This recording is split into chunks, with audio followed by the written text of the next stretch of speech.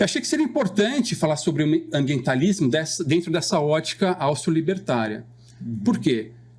Porque existe uma demanda legítima pela conservação da natureza, né? É evidente. As pessoas gostam de ficar próximas da natureza, nem que seja pela beleza estética apenas. A gente percebe isso quando tem algum desastre ambiental, né? Um derramamento de óleo, uma queimada, uma extinção de uma espécie. Então, quer dizer, existe uma demanda legítima pela conservação da natureza.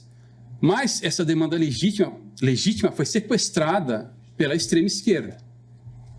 Então, hoje em dia, o ambientalismo é usado como uma forma de aumentar o controle social, né? De transferir mais poder dos senhores bovinos gadosos para os reis do gado.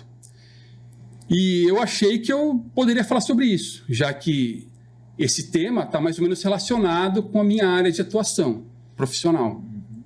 Na verdade, eu senti que era uma missão, que eu precisava fazer isso.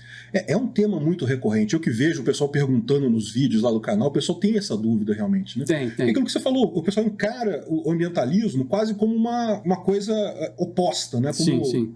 Eles dão como favas contadas que os recursos naturais não podem ser privatizados, né? Que eles devem ser socializados. Agora, quando isso acontece, tem todos aqueles problemas que nós já sabemos.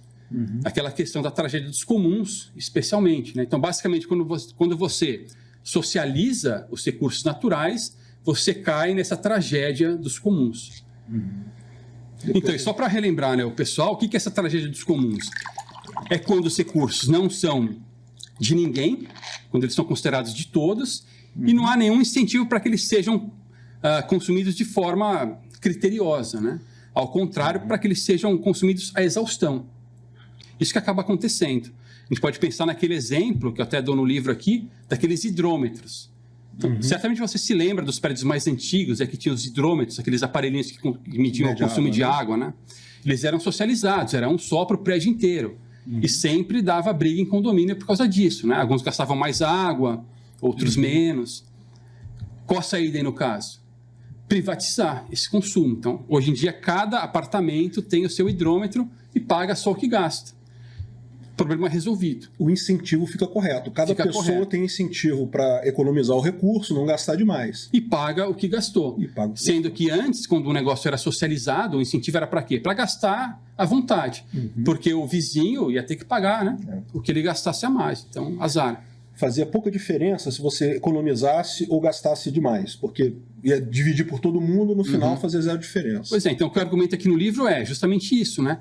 Quando os recursos são privatizados, os incentivos são corretos, para que eles sejam usados com parcimônia, para que eles sejam conservados de fato. E estudando economia austríaca, a gente sabe que isso faz sentido, né? Isso faz sentido. É verdade. É aquela ideia justamente que a economia é a grande rede neural, é a grande coisa de alocar os recursos da forma mais racional possível em um dado momento. E de acordo com a necessidade do ser humano, exatamente, que no final das contas é o que importa. No final das contas, né? Porque esse é outro ponto importante também, né? Quer dizer, a preservação ambiental é só uma das nossas demandas, há várias outras. E ela não é a primeira. E não é nem a segunda, nem a terceira. Então ela vai estar, sei lá, em quinto, sexto lugar. Tem outras coisas mais importantes.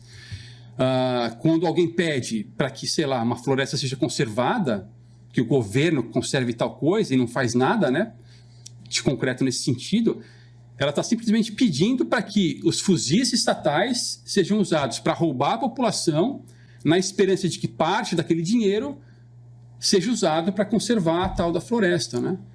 Além de antiético, a chance disso funcionar é nenhuma. Né? Verdade.